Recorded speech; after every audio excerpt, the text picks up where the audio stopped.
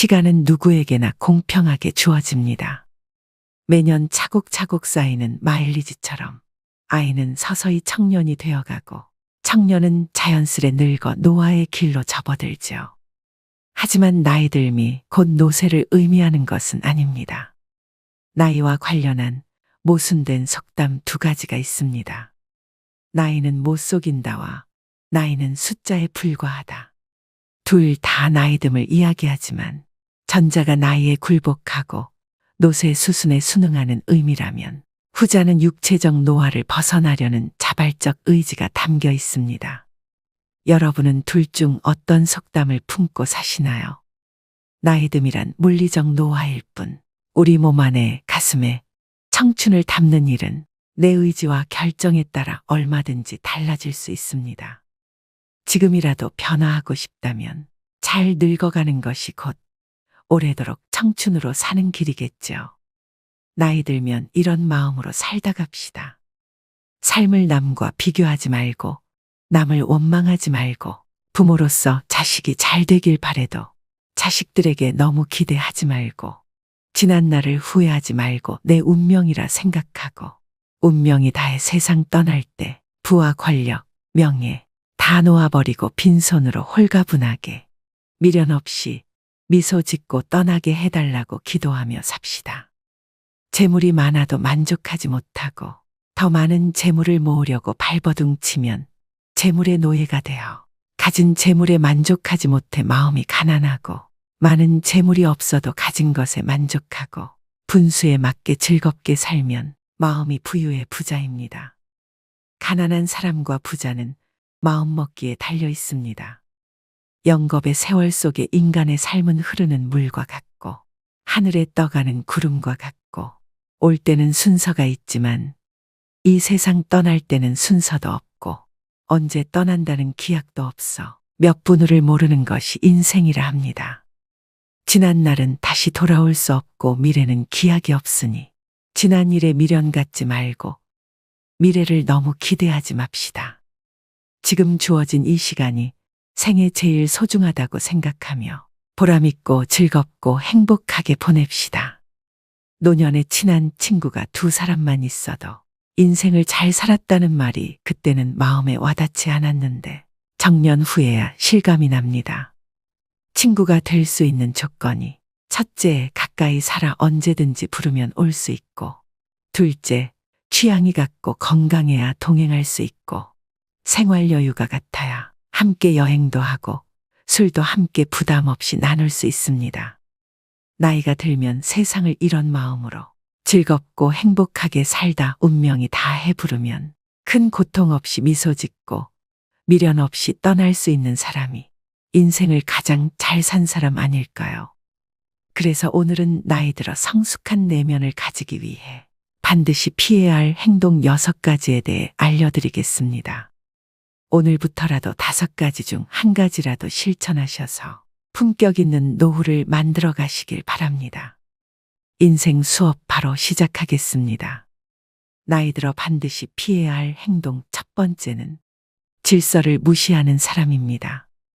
사람들이 전철을 타기 위해 출입문 양 옆에 줄 서 있는데 한 나이 든 분이 맨 앞으로 끼어들었던 적이 있었습니다. 질서를 지키는 모습에 대한 평가는 나이 들수록 더 극과 극으로 갈리는 경향이 있습니다. 30, 40대면 당연한 모습처럼 여기는데 머리가 흰 나이 든 노인이 질서를 지키는 모습은 훨씬 더 존경스러운 마음이 듭니다. 어른도 저러는데 나도 본받아야지 라는 생각이 듭니다. 30대, 40대도 어른인데 유독 노인에게 이런 마음이 든 이유는 무엇일까요? 바로 사회의 어른 근본이란 생각이 크기 때문입니다. 반면 노인이 질서를 무시하는 모습은 더 추하게 보입니다. 어린 사람보다 더 비난을 받는 이유는 모범을 보일 위치에 있는 사람이기 때문입니다. 오래전 줄을 서자 차선을 지키자라는 캠페인이 벌어진 적이 있습니다. 사고를 예방하고 모두가 편해지는 길이라는 데 공감했습니다. 새치기하고 무단횡단하는 것은 정말 부끄러운 모습입니다. 그런데 이런 행동을 어른이 버젓이 하는 모습에 질서를 가르치던 부모는 아이의 눈을 가리게 됩니다. 배울 것이 없는 것은 괜찮습니다. 하지만 배우지 말아야 할 것을 하는 것은 어른으로서 부끄러운 일입니다. 이런 부끄러움은 나이가 들수록 더 커져 추하게 보이기까지 합니다. 아프거나 거동이 불편한 사람은 예외를 둘 수 있지만 나이 들어 질서를 무시하는 사람들을 보면 나이를 어떻게 먹었는지 혀를 차게 되고 자기만 아는 형편없는 사람으로 여기게 됩니다. 두 번째는 책임을 회피하고 남 탓하지 말아야 됩니다. 우리가 어른에게 기대하는 것 중 하나는 바로 성숙한 태도와 책임감입니다. 그렇다면 왜 책임을 회피하고 남 탓하는 사람이 나이값 못하고 취해 보일까요? 그 중심에는 존경의 가치와 신뢰의 손실이 있습니다. 우리는 일상에서 많은 선택과 결정을 내립니다. 그 과정에서 발생하는 실수나 실패는 자연스러운 일입니다. 자신의 잘못을 인정하고 그로 인한 결과를 받아들이는 것이 성숙한 어른의 모습입니다. 반면 남 탓만 하는 사람은 그 순간 그의 성숙함은 사라지고 존경의 대상에서 멀어집니다. 사소한 일부터 큰 일까지 모든 갈등과 다툼은 남 탓에서 시작됩니다. 특히 가까운 사이일수록 그런 일은 더 많이 발생합니다. 부부 사이나 부모와 자식 관계에서 남 탓으로 인한 갈등은 작은 불씨에서 시작해 결국 끌 수 없는 화재로 발전하곤 합니다. 어떤 경우든 남을 원망하지 마세요. 특히 가족 중에 누구를 원망하고 미워하는 것은 절대 금물입니다. 자신만 더 소외됩니다. 노년에 사랑하는 가족들마저 내 곁을 떠나가고 주변에 사람이 없으면 비참한 노후를 보내게 됩니다. 남을 탓하기 전에 자신의 행동을 되돌아봐야 합니다. 모든 결과는 자신의 선택과 행동에서 비롯됩니다. 일이 잘못되면 군자는 제 탓을 하고 소인은 남을 탓합니다. 나이 먹은 사람이라면 그에게는 지혜와 성숙함을 기대하게 됩니다. 그런데 책임을 회피하고 남 탓만 하는 사람은 그 기대치에 못 미칠 때가 많습니다. 그 사람을 보면서 아쉬움을 느끼게 됩니다. 나이 먹은 노인이 이런 태도를 보인다면 더욱 안타깝습니다. 노인은 제일 위에 있는 어른으로 그동안의 경험과 지혜로 후손이나 주변 사람들에게 좋은 영향을 미칠 수 있는 위치에 있습니다. 그런 노인이 책임을 회피하며 남 탓하는 모습은 정말로 추하게 보입니다. 지금부터라도 늦지 않았으니 미움을 버리고 사랑으로 가득 채우는 삶을 살아가시길 바랍니다. 세 번째는 죽음을 두려워하지 말아야 됩니다. 죽음을 경험해 본 사람은 아무도 없습니다. 따라서 죽음을 두려움의 대상이 아니라 삶에 대한 열망의 대상으로 전환해야 합니다. 우리의 인생은 죽음이 아니라 삶으로 파고들 때 그 진가를 발휘합니다. 우리는 왜 죽음을 두려워할까요? 죽음을 마주할 때 희망을 품어야 될까요? 아니면 체념해야 할까요? 죽음이라는 사건을 아예 잊고 살아갈 수만은 없습니다. 우리는 가족이나 친구들의 예상치 못한 사고 또는 질병으로 인한 죽음을 목격하곤 합니다. 가까운 사람의 죽음은 크나큰 슬픔을 안겨줍니다. 죽음이 슬픈 이유는 무엇일까요? 죽음이 아무런 예고도 없이 한순간에 찾아오기 때문일 것입니다. 사랑하는 사람을 잃을 때의 슬픔은 우리를 끔찍한 패닉 상태에 빠뜨립니다. 다시는 사랑하는 사람을 만나지 못할 거라는 절망에 휩싸입니다. 죽음은 서로 행복했던 추억들을 송두리째 빼앗아 버리고 영원히 함께하자고 맹세했던 약속을 산산이 깨뜨려 버립니다. 우리가 죽음을 두려워하는 까닭도 이번 삶에서 누렸던 모든 것을 빼앗아 가버리기 때문입니다. 죽음은 삶의 끝을 의미합니다. 죽음이란 이번 삶이 우리에게 선사했던 모든 것을 한순간에 박탈해버립니다. 그렇다면 우리는 죽음에 대해 어떠한 태도를 가져야 할까요? 장자는 그의 아내가 죽자 두 다리를 뻗고 앉아서 질그릇을 두들기며 노래를 불렀습니다. 문상을 왔던 해자가 그 광경을 보고 아내가 죽었는데 곡을 하지 않고 노래를 하다니 이거 너무 심하지 않느냐고 질책을 했습니다. 장자는 왜 이러한 행동을 한 것일까요? 장자도 아내가 죽었을 때 처음에는 슬퍼서 목 놓아 통곡했다고 고백합니다. 하지만 곧 장자는 사계절이 되풀이해서 흘러가는 것과 마찬가지로 죽음은 소멸이 아니라 변화의 과정이라는 하늘의 운명을 깨달았습니다. 태어나기 전 인간에게 삶이란 없었습니다. 우연히 기가 형성되고 인간으로 태어나면서 삶이 시작된 것입니다. 죽음이란 이제 다시 변화의 과정을 통해 태어나기 전으로 돌아가는 것입니다. 우리에게는 가족의 죽음이든 자신의 죽음이든 운명으로 받아들이는 태도가 필요합니다. 인간이 죽는다면 그저 태어나기 전으로 돌아갈 뿐입니다. 죽음 이후를 막연히 두려워할 필요가 없습니다. 네 번째는 허풍을 심하게 떨거나 자랑을 너무 많이 하는 것입니다. 나이 들어서까지 입만 열면 잘난 척과 허풍을 떠는 사람이 있습니다. 제 주변 친구 중 한 명은 그렇게 자식 자랑을 합니다. 살면서 하지 말아야 할 자랑 3가지를 꼽자면 배우자 자랑, 자식 자랑, 돈 자랑이라고 합니다. 이 가운데서도 특히 아무리 친한 친구 사이라도 하지 말아야 할 자랑이 있는데 그것이 바로 자식 자랑입니다. 사람들 가운데는 자식들 일로 인해 자랑을 할 것이 많은 사람도 있지만 그렇지 않은 사람도 있지요. 특히 자식 때문에 속을 썩이고 있거나 고민이 많은 사람이 있습니다. 이런 사람 앞에서 자식 자랑을 하는 것은 아픈 사람 앞에서 자신의 건강을 자랑하는 것과 같습니다. 그 말을 듣는 사람의 입장에서는 겉으로 드러내지는 않아도 그 자체로 스트레스이고 고통이 됩니다. 나이가 들수록 축하보다도 자랑을 많이 하는 친구들이 있는데 이런 습관은 오랜 친구마저도 멀어지게 합니다. 이처럼 사회에서 잘난 척과 허풍이 심한 사람을 만나게 되면 그때마다 느끼는 게 있습니다.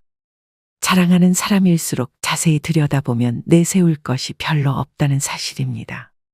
자신은 스스로 자기 자랑을 열심히 하고 있지만 그래서 들여다보면 빛 좋은 개살구이거나 그 주변에는 별로 성과라고 할 만한 것이 없는 사람이 대부분이었습니다. 왜 그럴까요? 자랑을 수시로 하는 사람은 겉으로 자신이 대단한 사람이라는 것을 적극적으로 알리지 않으면 부족한 사람이라는 것이 저절로 드러나기 때문이다. 자신에게 부족한 점이 많다는 것을 감추기 위해 끊임없이 주변 사람에게 자기를 드러내는 것입니다. 주변 사람에게 어떻게든 인정을 받아야 부족한 것을 감출 수 있을 것 같은 의식의 생각입니다. 그런 사람들의 의식에는 역설적으로 별로 이룬 것이 없는 사실에 대한 불안과 걱정이 깔려 있습니다. 반면 무엇인가를 이룬 사람은 그것을 굳이 자랑하려 하지 않습니다. 아니, 자랑할 필요가 없습니다. 자랑하지 않아도 그들이 갖춘 것은 저절로 드러나기 때문입니다.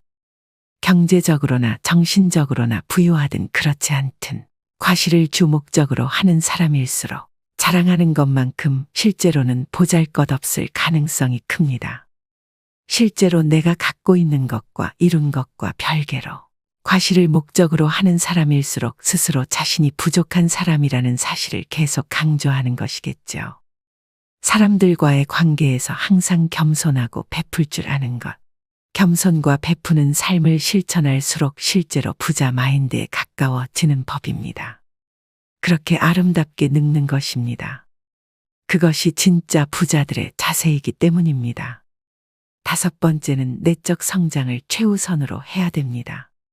돈이나 권력과 같은 언제고 사라질 수 있는 그림자를 삶의 절대적 가치라고 믿고 살아간다면 실제로 그것들이 사라졌을 때 크나큰 상실감에 휩싸일 수밖에 없습니다. 반면에 내적 성장은 사라지지 않습니다.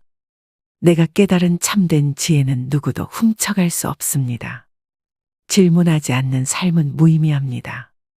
우리는 어렸을 적 경이로움에 가득 찬 눈동자로 세상을 바라봤습니다. 그런데 자라면서 세상을 향한 호기심은 물론 자기 자신에 대한 궁금증을 서서히 잃게 됩니다. 이미 다 안다고 착각하기 때문입니다. 이 세상은 무엇으로 이루어져 있는지, 왜 그런 일이 일어나는지, 나는 어떻게 해야 하는지 집요하게 캐묻지 않습니다. 그렇게 서서히 고정관념에 갇힙니다. 세상 일에 대해 그리고 더 나은 삶에 대해 캐묻지 않고 음미하지 않는 사람은 무미건조하고 무기력합니다. 더 좋은 삶을 상상하지 않으니 변화 역시 생기지 않습니다. 뭘 해도 시큰둥하고 재미없는 일상에서 삶의 의욕을 얻기란 불가능할 것입니다. 그렇다면 어떻게 해야 할까요? 질문을 통해 지혜를 스스로 깨우쳐야 합니다. 누구도 대신 답할 수 없는 질문에 질문을 던지고 자기만의 답을 찾아가는 것이야말로 세상에 대한 경이로움을 회복하는 방법이자 지혜를 얻는 태도입니다. 6번째는 내 몸을 사랑해야 됩니다. 마르고 날씬한 몸매가 미의 기준이 되면서 하루가 멀다 하고 온갖 종류의 다이어트 프로그램과 보조제, 갖가지 운동 방법이 홍수처럼 쏟아집니다. 그러는 동안 남녀를 불문하고 식이장애에 시달리는 사람들도 늘어나고 있는데요.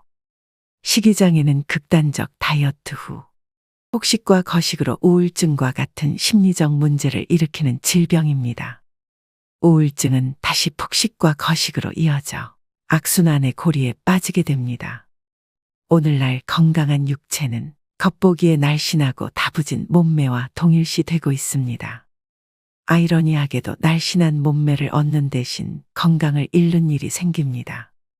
어떻게 하면 정신과 육체를 모두 건강하게 할 수 있을까요? 첫째, 내 몸을 사랑하는 것은 자유로워지는 첫걸음이다. 세상에서 말하는 아름다움의 기준을 충족시키기 위해서가 아니라 육체가 제 기능을 온전하게 발휘하도록 관리해야 됩니다. 남에게 보여주려고 인생을 낭비하지 마세요. 둘째, 마음의 허기를 정신적으로 채우는 것이다. 마음이 허해서 먹는다라는 말이 있습니다. 우리는 우울한 기분이나 불안, 허전함을 음식을 먹으며 채우곤 합니다. 그러고는 자책감과 우울감, 자기 혐오를 느낍니다. 불안하거나 우울하다면 식욕을 채우는 것 외에 다른 방법을 찾아보세요. 인간관계에서 만족감을 얻을 수도 있고 취미생활로 일상을 풍요롭게 만들 수도 있습니다. 중요한 건 허한 내 마음을 알아주는 것입니다. 잃어버린 만족감을 자기 자신에게 돌려주려 노력할 때 공허하고 외롭고 혼란스러운 마음의 그늘이 걷히게 됩니다. 세상에서 말하는 아름다움의 기준을 충족시키기 위해서가 아니라 육체가 제 기능을 온전히 발휘하도록 관리해야 합니다. 남에게 보여주려고 인생을 낭비하지 말고 타인에게 맞춰진 모습으로 스스로를 뜯어고치려 하지 말아야 합니다. 오늘의 영상 어떠셨나요? 사람들은 이미 지나버린 시간 속에 후회스럽다 말을 자주 합니다. 그때 참았더라면, 그때 잘했더라면, 그때 알았더라면, 그때 조심했더라면, 훗날에 지금이 바로 그때가 될 텐데, 지금은 아무렇게 보내면서 어리석게도 오늘도 자꾸 그때만 찾고 있습니다. 게으른 사람에겐 돈이 따르지 않고 변명하는 사람에겐 발전이 따르지 않는다고 합니다. 자기만 생각하는 사람에겐 사랑이 따르지 않고 비교하는 사람에겐 만족이 따르지 않으며 거짓말하는 사람에겐 희망이 따르지 않고 간사한 사람에겐 친구가 따르지 않지요. 세상을 아름답게 살려면 꽃처럼 살면 되고 세상을 편하게 살려면 바람처럼 살아가야 합니다. 꽃이란 자신을 자랑하지도 남을 미워하지도 않으며 바람은 어떤 그물에도 걸리지 않고 험한 산도 아무 생각 없이 쉽게 오릅니다. 그러니 나이 들어서는 꽃처럼 바람처럼 살아가야 합니다. 사람은 태어나면서부터 변해가는데 그것을 성장이나 노쇠라 합니다. 죽어가는 과정이기도 하죠. 나이가 들면서 늙어가는 이도 있고 낡아지는 이도 있고 익어가는 이도 있습니다. 여러분은 어느 쪽에 해당하시나요? 노인이라고 다 똑같은 것은 아닙니다. 아름답게 늙어가기 위해서는 세상의 변화에 발맞춰 현재 진행형으로 바뀌어야 합니다. 마지막으로 정지용의 시 향수 들려드리면서 오늘의 영상 마무리하겠습니다. 넓은 벌 동쪽 끝으로 옛 이야기 지줄대는 실개천이 휘돌아 나가고 얼룩배기 황소가 해설피 금빛 게으른 울음을 우는 곳. 그곳이 차마 꿈엔들 이칠리야. 지라로에 제가 식어지면 빈 밭에 밤바람 소리 말을 달리고 엷은 졸음에 겨운 늙으신 아버지가 집벽에를 돋아 고이시는 곳. 그곳이 차마 꿈엔들 이칠리야. 흙에서 자란 내 마음, 파란 하늘 빛이 그리워 함부로 쏜 화살을 찾으려 풀섭 이슬의 함처럼 휘적시던 곳. 그곳이 차마 꿈엔들 이칠리야. 전설바다에 춤추는 밤물결 같은 검은 귀밑머리 날리는 어린 누이와 아무렇지도 않고 예쁠 것도 없는 사철 발벗은 아내가 따가운 햇살을 등에 지고 이삭 줍던 곳. 그곳이 차마 꿈엔들 이칠리야. 하늘에는 섞은 별, 알 수도 없는 모래성으로 발을 옮기고 서리 까마귀 우지짓고 지나가는 초라한 지붕. 흐릿한 불빛에 돌아앉아 도란도란 거리는 곳. 그곳이 차마 꿈엔들 이칠리야. 오늘도 노후의 지혜와 함께 해주셔서 감사드립니다. 황금빛으로 무르익어가는 여러분의 지혜로운 인생을 언제나 응원합니다.